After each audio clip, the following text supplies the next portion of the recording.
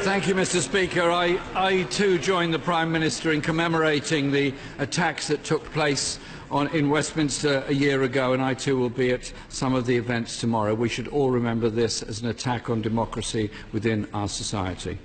I also join the Prime Minister in sending condolences to the friends and family of the Red Arrows engineer who sadly died yesterday, and we wish the pilot well in his recovery. Mr. Speaker, I had the pleasure of meeting Andrea Zafarikou, who's won this Global Teachers Award, just before she went off to receive it, and I think we should all congratulate her and Alperton School in Brent for the great work that she does there. And Mr. Speaker, today is the Kurdish New Year, Nowroz. Can we wish all Kurdish people all around the world a happy, and particularly for those who are suffering so much in the conflict in Syria, a hope of peace in the year to come.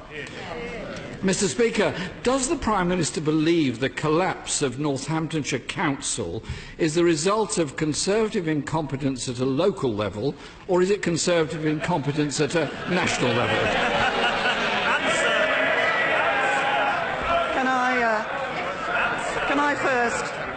Can I first join the Right Honourable Gentleman in wishing all those who are celebrating Nowruz a very happy Nowruz.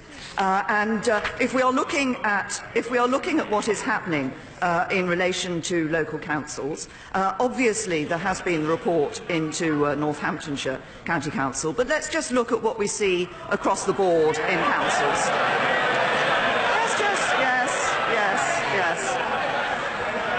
If you look at what is happening in councils up and down this country, there is one message for everybody, and that's that Conservative councils cost you less.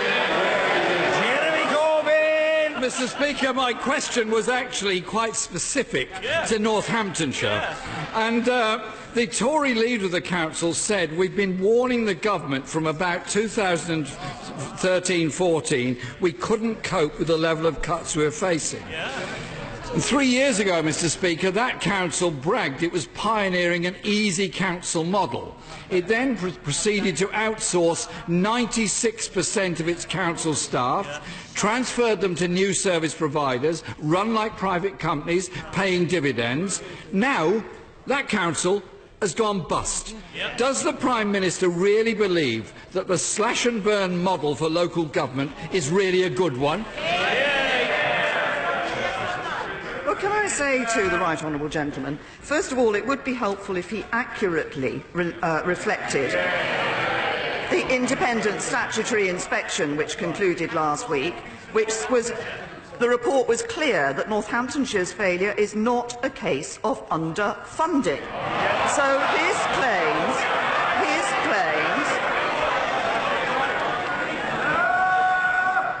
indeed, Northamptonshire's core spending power is set to rise by £14.5 million. So I say to the Right Honourable Gentleman, the attack that he is making, that this is all about the amount of money that government is providing, is not correct. What we are ensuring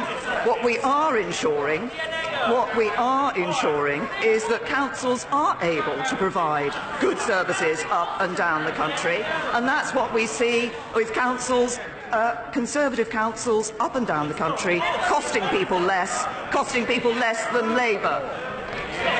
Jeremy Corbyn! But the problem is that Northamptonshire has gone bust, and it's caused by the Conservative government and the Conservative council. And it's a model, Mr. Speaker, that is still being used by Barnet Borough Council, until very recently run by the Conservatives. They lost control of it this week, where Capita holds contracts with an estimated value of £500 million. What has Barnet done? Cut council staff every year and increase spending on consultants every year. Government cuts mean councils across England are facing a £5.8 billion funding gap by 2020. So, with hindsight, does the Prime Minister really believe it was right to prioritise tax cuts for the super-rich and big business?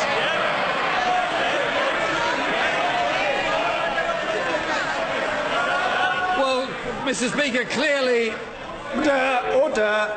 The House is becoming rather overexcited. I said a moment ago the Prime Minister's answer must be heard. The question from the Right Honourable Gentleman, the Leader of the Opposition, must also be heard, and it will be however long it takes. Mr Snell, you're behaving in a most undignified manner. Compose yourself, man. Jeremy Corbyn. Mr Speaker, there seems to be a lot of concern amongst Conservative members about my suggestion that the government had prioritised tax cuts for the super-rich and big business and put it as something more important than funding for social care, libraries, repairing potholes, bin collection or street cleaning. Can I say to the right honourable gentleman, he talks about bin collection. Well, people living in Birmingham under a Labour-run council saw thousands of tonnes of waste on the streets because the council was failing to collect the bins. And we all know, he talks about payments, we all know, he talks about tax.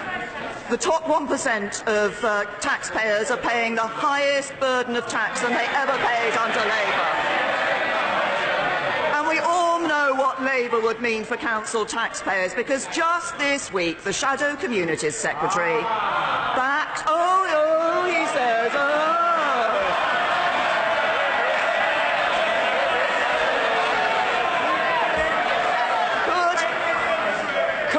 be because he doesn't want people to know what he's supporting, because he has supported a plan to stop local taxpayers having the right to stop tax hikes.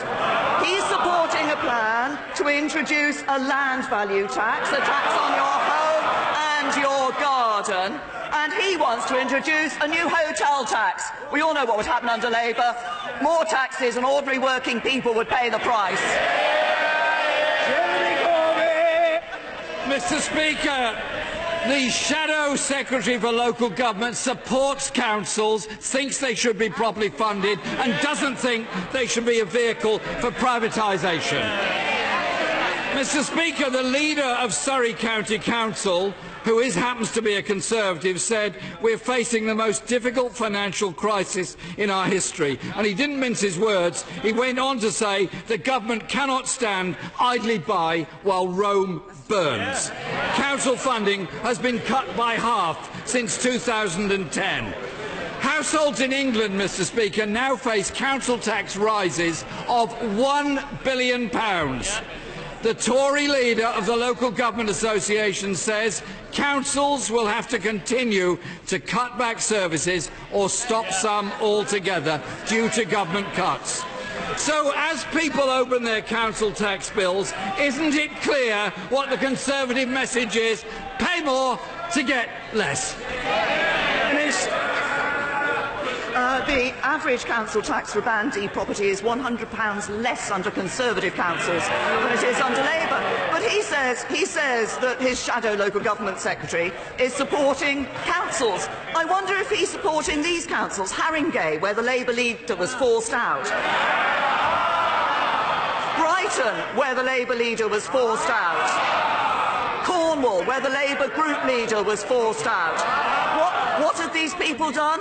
They had supported building more homes, providing good local services and tackling anti-Semitism in the Labour Party.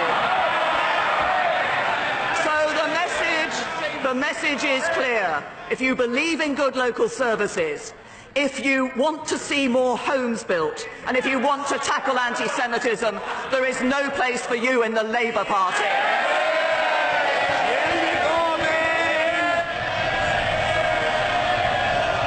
Mr Speaker, Labour councils build houses, Conservative councils privatise. And Mr. Order! There's a very raucous atmosphere. I've said it before, I say it again. Backbench members should seek to imitate the zen-like calm of the father of the house, who's an example to us all. Jeremy Corbyn! We all admire Zen, Mr Speaker. Pay more for less is what the Conservative message is. In Leicestershire, the County Council is pushing through £50 million worth of cuts and council tax increases of 6%. Their deputy leader blamed chronically low government funding. That's the Tory message. Pay more to get less. But it's not just households, Mr Speaker.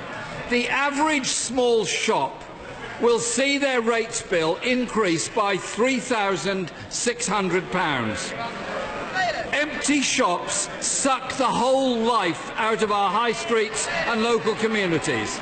So why is the Prime Minister presiding over a government that is tearing the heart out of our local high streets? First of all, we've provided extra support for small businesses in relation to business rates. Secondly, he talks about Labour councils building homes. Well, actually, we've seen more council homes being built under this government than under 13 years of a Labour government.